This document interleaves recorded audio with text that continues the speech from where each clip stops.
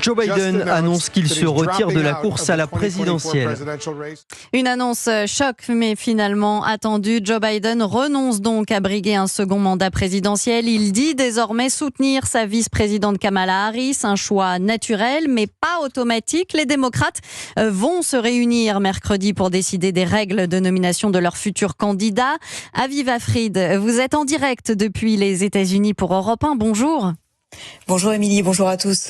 Quelle est la réaction des Républicains à l'annonce du retrait de Joe Biden et d'une possible candidature de sa vice-présidente ?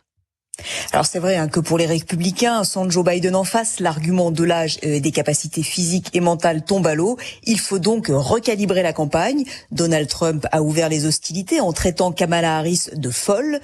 Au-delà de l'insulte, il y a aussi plusieurs angles d'attaque. D'abord sur les compétences de Kamala Harris. Les Républicains font peser sur elle le bilan de l'administration Biden, notamment en matière d'immigration, en rappelant que c'était un dossier dont elle avait personnellement la charge. Et puis, ils la traitent également de menteuse, car selon eux, elle aurait sciemment dissimulé l'état de santé réel de Joe Biden. Et un dernier point pourrait également être soulevé, cette fois devant les tribunaux, la légalité de substituer une candidate à un autre. Les Républicains ont bien l'intention de garder la main dans cette campagne, même si celle-ci a changé de physionomie. Et qu'en est-il des électeurs, Aviva Fried ? Est-ce qu'ils soutiennent Kamala Harris ?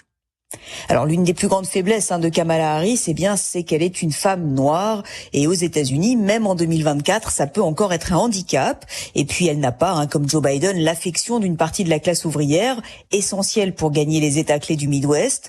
En revanche, Kamala Harris pourrait remporter l'adhésion des Afro-Américains. Elle peut d'ailleurs compter déjà sur le soutien du Black Caucus, qui rassemble les parlementaires noirs et qui avait largement contribué à la victoire de Joe Biden en 2020.